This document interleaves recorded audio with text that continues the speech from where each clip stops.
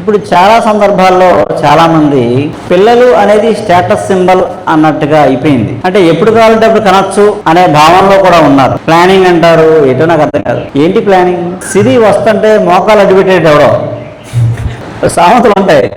సిరి వస్తుంటే లక్ష్మీదేవి వస్తుంటే మోకాలు అడ్డుపెట్టాడట.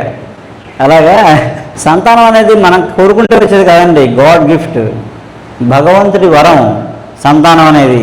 నేను చెప్పాను కదా, వచ్చే పిల్లవాడు మీరు కోరుకుంటే రాలేదు, వాడు పుట్టడం కోసం మిమ్మల్ని ఇద్దరిని డిజైన్ చేసుకున్నాడు, మిమ్మల్ని ఇద్దరిని సెలెక్ట్ చేసుకున్నాడు. అర్థమైందా? ఇది ఆల్రెడీ డిజైన్. అక్కడ ఒక పర్పస్ కోసం రావడానికి బయలుదేరాడు.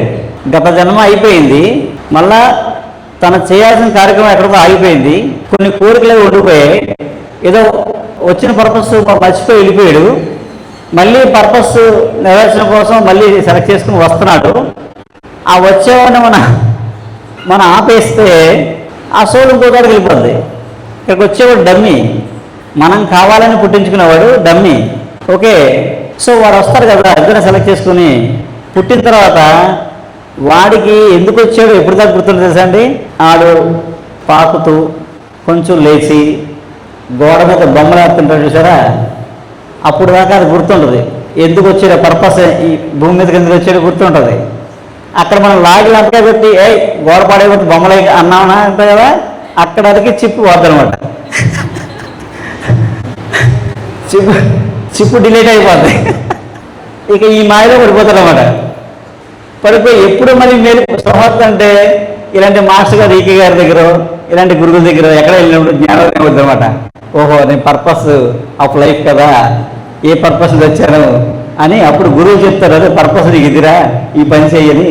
మంచి పనిలో ఇరుక్కోమంటారు మాస్టర్ గారు ఈకే గారు, మంచి పనిలో ఇరుక్కోవాలని చెప్తారట. చాలా చోట్ల విన్నాను, మంచి పనిలో మనం ఇరుక్కోవాలి, మంచి పని మన దగ్గర ఎత్తుకు రాదు, మనం వెళ్ళి దాంట్లో ఇరుక్కోవాలని చెప్తారన్నమాట. ఆ ఇరుక్కుంటారు అప్పుడు. అలాగా సంతానం అనేది గాడ్ గిఫ్ట్ అమ్మా.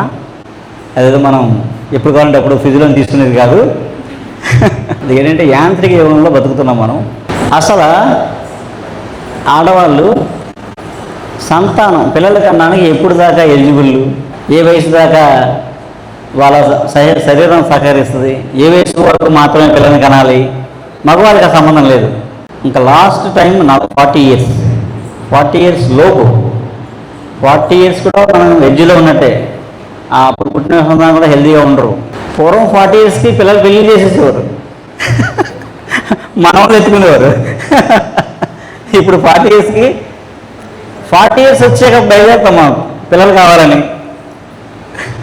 చదువులు, ఉద్యోగాలు, పెళ్ళిళ్ళు, చదువు అయ్యాక చదువు చదువు చదువు చదువు చదువు చదువు అయిపోయాక ఉద్యోగం ఉద్యోగం ఉద్యోగం ఉద్యోగం ఉద్యోగం అయిపోయాక పెళ్ళి పెళ్ళి పెళ్ళి పెళ్ళి పెళ్ళి అయిపోయాక పిల్లలు పిల్లలు పిల్ల పిల్లలు పిల్ల అయిపోయాక హాస్పిటల్ హాస్పిటల్ హాస్పిటల్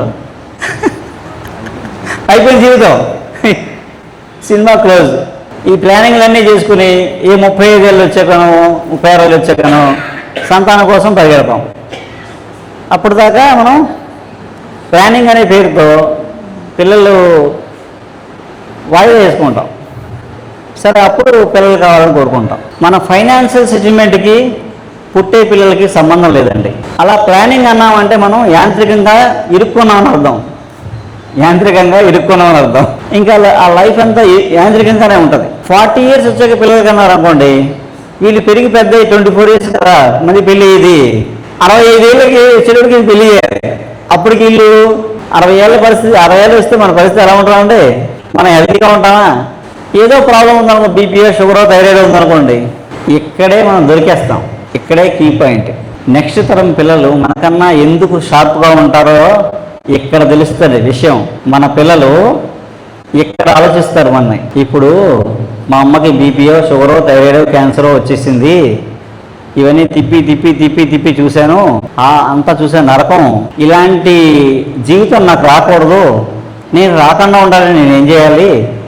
మా తాత అమ్మమ్మ 100 ఏళ్ళు బతికేశారు కదా, వాళ్ళు ఏం చేశారు, ఏం తిన్నారు అని ఆ జనరేషన్ ఆలోచన మొదలవుతుంది. వాళ్ళప్పుడు ఇలాంటి వాటి కోసం ఎదుర్కొంటారు. ఎత్తుక్కుని ఇలాంటిది మనం ఎక్కడ కొంత వాళ్ళకి ఇచ్చామనుకోండి మనని ఫోటో పెట్టి దండం పెడతారు.